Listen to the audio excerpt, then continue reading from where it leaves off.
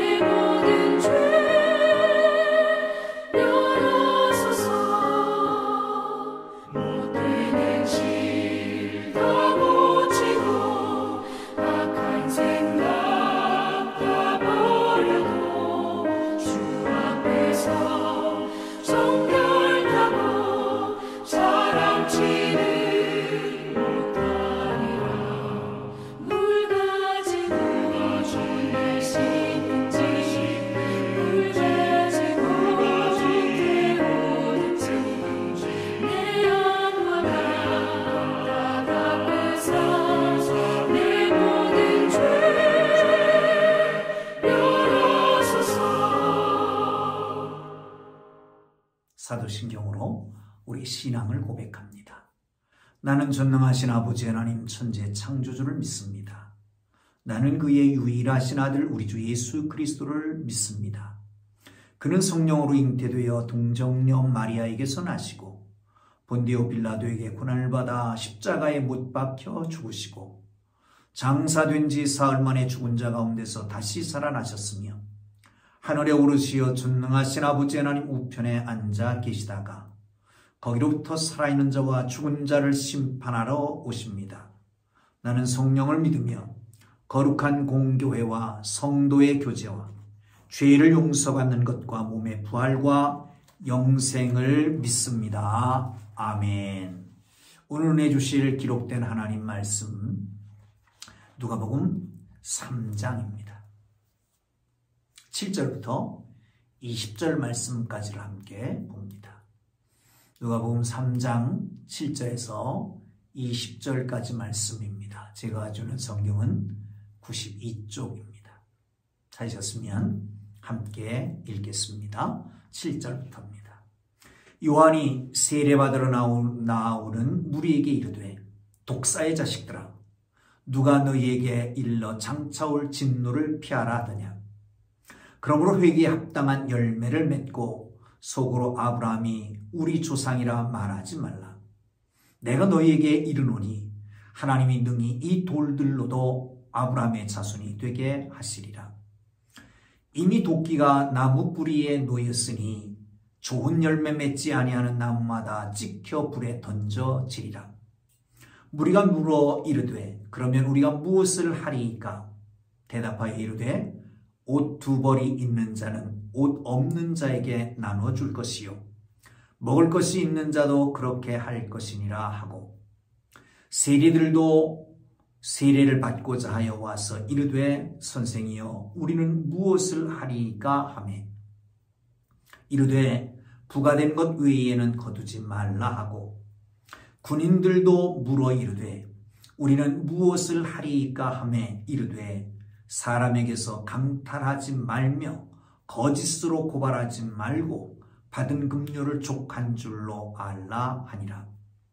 백성들이 바라고 기다림으로 모든 사람들이 요한을 혹 그리스도신가 심중에 생각하니 요한이 모든 사람에게 대답하여 이르되 나는 물로 너에게 세례를 베풀거니와 나보다 능력이 많으신 이가 오시라니 나는 그의 신발끈 풀기도 감당하지 못하겠노라. 그는 성령과 불로 너에게 세례를 베푸실 것이요 손에 키를 들고 자기의 타작마당을 정하게 하사 알곡은 모아 곡간에 들이고 쭉정이는 꺼지지 않는 불에 태우시리라. 또 그 밖에 여러 가지 구원하여 백성에게 좋은 소식을 전하였으나 분봉왕 헤롯은 그의 동생의 아내 헤로디아의 일과 또 자기가 행한 모든 악한 일로 말미암아 요한에게 책망을 받고 그 외에 한 가지 악을 더하여 요한을 옥에 가두니라. 아멘. 할렐루야. 하나님의 은혜와 사랑이 여러분과 함께 하기를 주님 이름으로 축원합니다. 금년에는 형통의 문이 열려지기를 바랍니다. 여러분, 세례 요한은 예수님의 길을 준비하기 위해서 온 사람입니다. 그렇다면 예수님을 맞이하려고 한다면 세례 요한의 가르침을 받아야 합니다. 오늘 세례 요한의 가르침 가운데 가장 중요한 것은 회개에 합당한 열매를 맺어라 라고 하는 것입니다. 사랑하는 성도 여러분, 그렇습니다. 독사를 퍼붓습니다. 이 독사의 자식들아 누가 너에게 임박한 진노를 피하라고 하더냐. 그러므로 합당한 열매를 맺어라. 합당한 열매라고 하는 것은 이건 공통적인 부분이 아닙니다. 누구나 똑같다고 하는 게 아닙니다. 성편과 처지와 상황이 다 다릅니다. 거기에 따른 합당한 열매를 맺으라는 거죠. 그렇습니다. 회개는 말로나 마음에 있는 것이 아닙니다. 행위까지 따라야 회개입니다. 열매를 맺히는 하나님의 사람들 되기를 주님 이름으로 축원합니다. 그럼 열매는 무엇일까요? 첫째는 섬김입니다. 이렇게 얘기하지요. 네가 아브라함의 자손이라고 생각하지 말아라. 하나님은 이 돌들로도 아브라함의 자손을 만들 수 있다라고 말씀합니다. 여러분, 자칫 잘못하면 구원 얻었다라고 하는 것, 여기에 뭐라고 말할까요? 속는다고 말할까요? 매너리즘에 빠진다고 말할까요? 자기가 파는 구덩이에 빠지는 것, 나는 구원 얻었다라고 하는 것, 예수 믿는다라고 하는 것, 그것 때문에 사실 열매 없는 삶을 살 수가 있습니다. 그러면 그 열매 없는 삶은 곧 쭉정이로 가는 길이고 그 쭉정이는 결국은 불에 타버리고 말 것입니다. 그러므로 여러분, 진정한 은혜 가운데에 열매 있는 신앙생활을 할 수 있기를 주님 이름으로 축원합니다. 그것이 뭐냐? 섬김입니다. 2벌어를 가지고 있느냐? 그러면 없는 자에게 나누어 주라. 먹을 것 있는 자도 그렇게 나누어 주라 라고 하는 겁니다. 사랑하는 성도 여러분, 춥습니다. 요즘 그런 얘기들 하죠. 우리나라의 기후가 냉장고보다 더 춥다. 그런 말도 나오게 하십니다. 추우면 추울수록 어려운 사람들은 더 고통을 느낄 수밖에 없습니다. 주의를 좀 돌아볼 수 있으면 좋겠습니다. 먹을 것 때문에 걱정하는 사람 없을 거라고요? 그렇지만 그래도 걱정합니다. 입을 것 걱정합니다.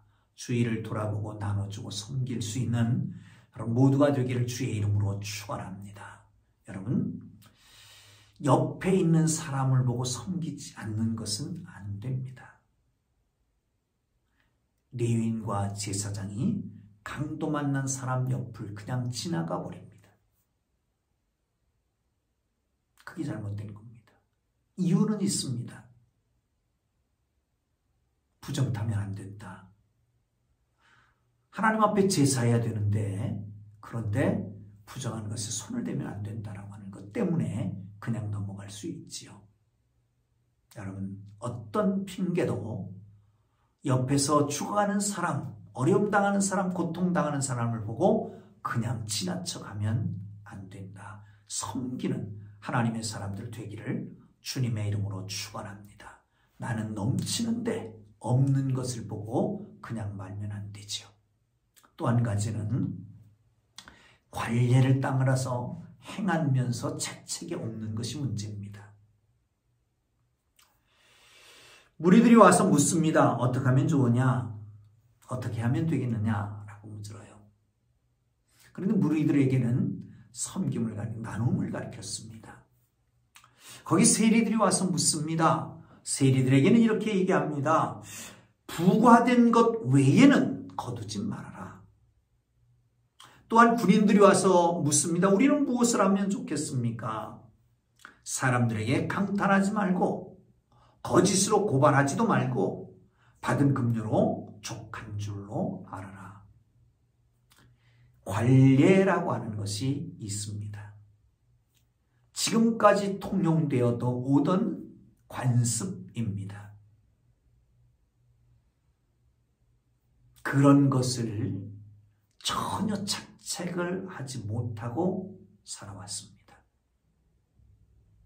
그런데 사회의 통용이 된다고 전에 그래왔다고 이 관례를 따라서 그래도 되는 것처럼 가면 안 됩니다.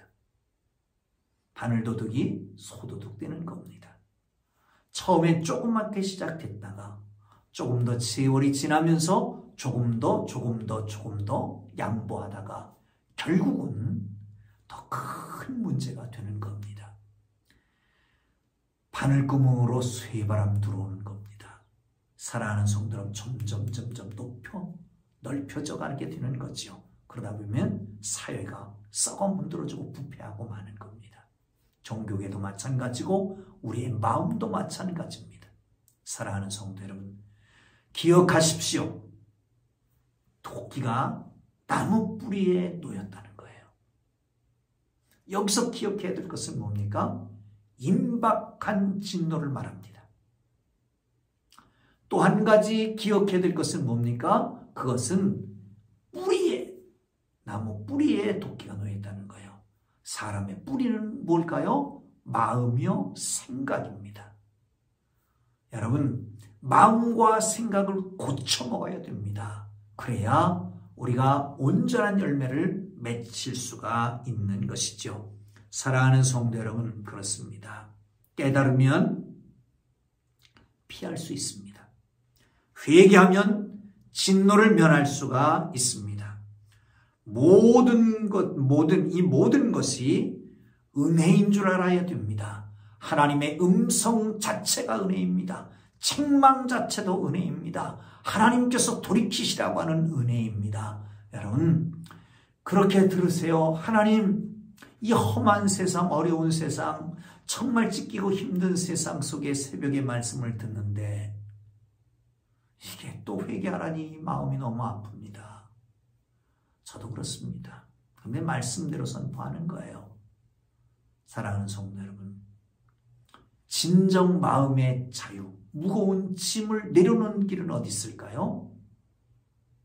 회개에 합당한 열매를 맺는 것입니다. 여러분, 말과 혀로만 회개하는 것 아니지요. 열매를 맺으십시오. 꾼 것 있으면 갚고요. 맺힌 것은 풀고요. 용서를 구하고요. 상대방에게.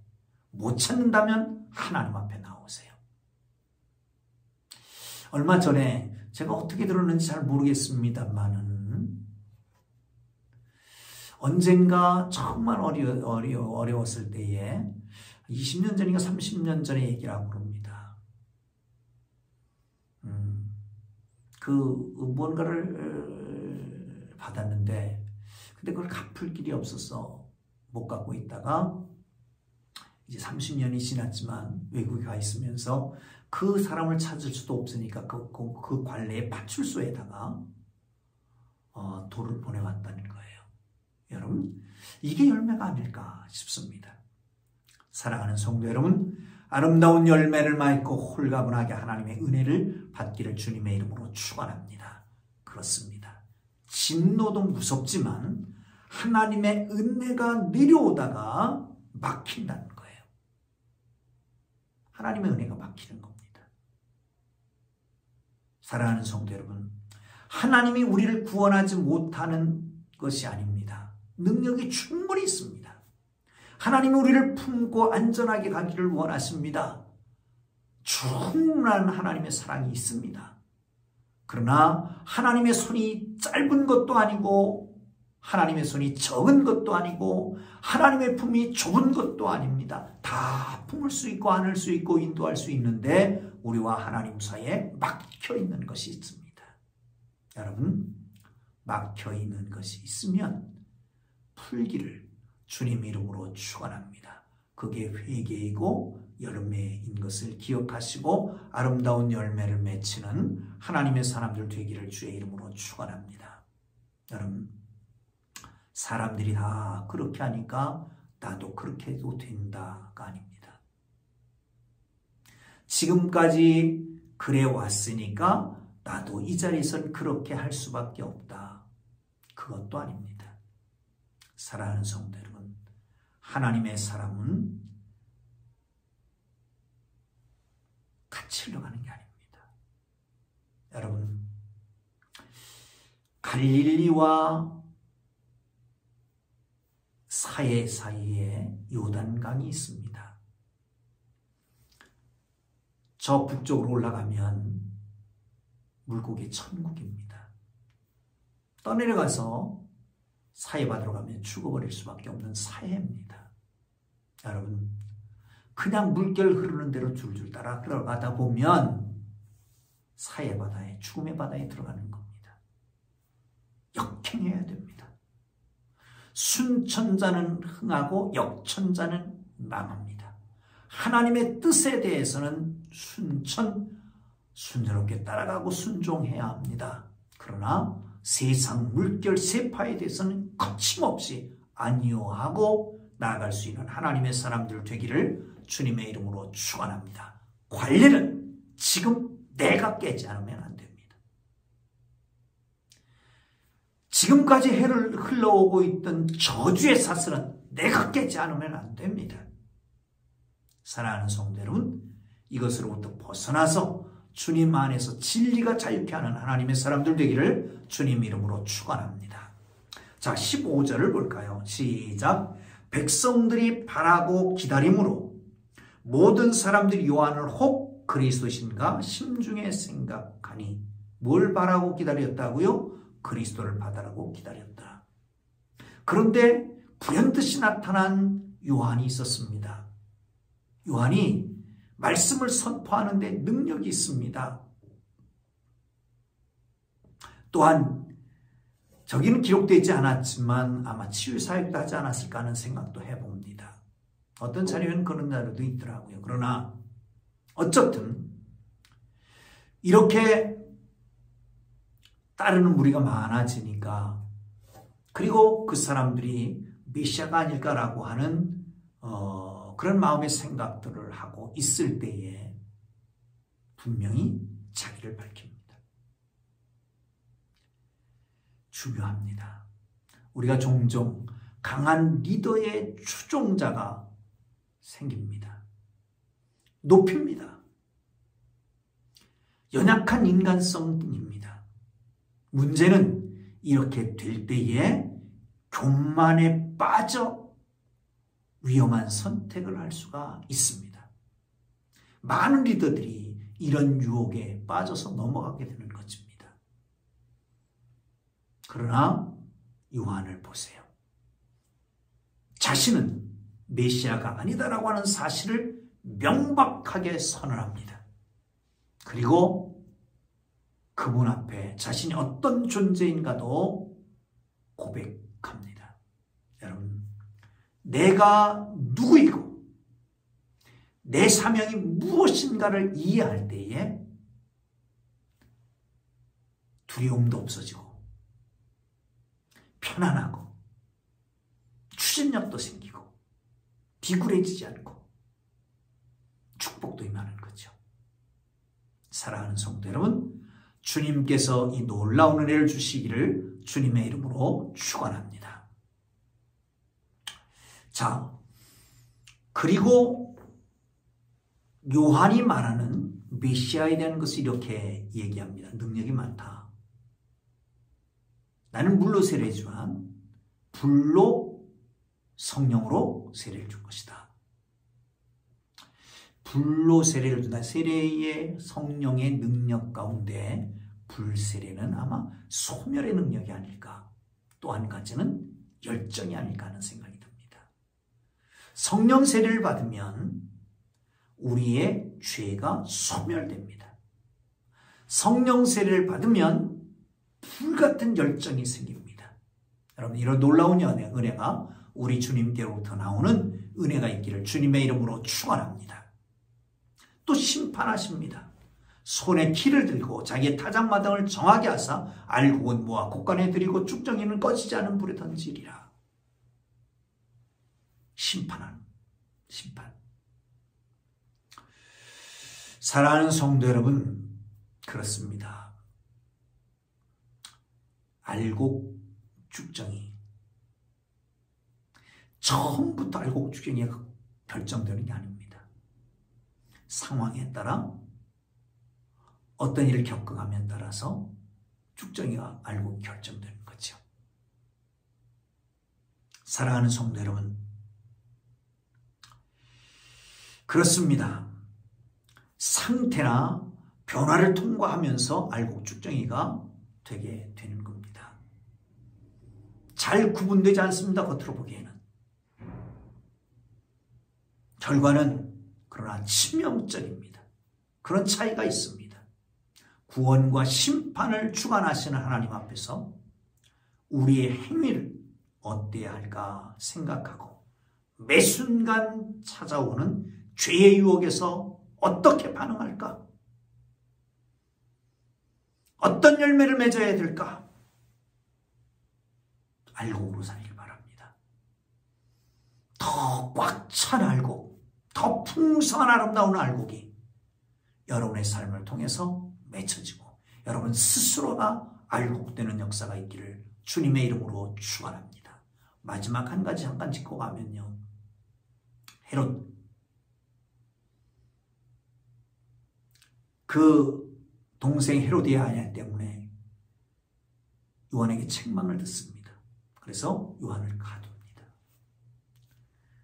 왕이라고 하는 이 힘을 죄를 짓는 데 사용하는 것. 덕 하나의 죄가 첨가되었다라고 하잖아요. 여러분, 힘을 잘 사용해야 됩니다. 누구에게나 조그만 힘은 있습니다. 삶의 무게만큼 힘을 갖게 되는 거죠. 그런데 이 힘은 어디에 어떻게 사용해야 하는지가 중요합니다. 그 힘을 사용하는 것을 보면 그 사람의 성품과 지혜와 가치가 보여지게 되는 거죠. 힘 있을 때 조심해야 됩니다. 많은 힘을 가진 사람은 많은 고난과 함께 많은 의무가 따르기 때문에 그렇습니다. 여러분, 그렇습니다. 각계각층에 합당한 열매를 맺는 하나님의 사람들 되어 하나님 앞에 아름다운 알곡을 올려드리는 하나님의 사람들 되기를 주님의 이름으로 축원합니다. 알곡된 여러분을 축복합니다. 기도하겠습니다.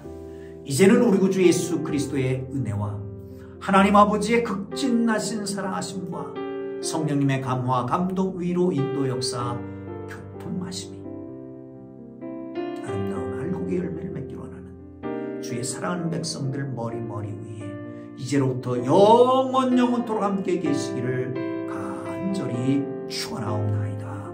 아멘. 우리 주님 부르고 기도하시다가 자유롭게 돌아갑니다. 주여, 주여, 주여.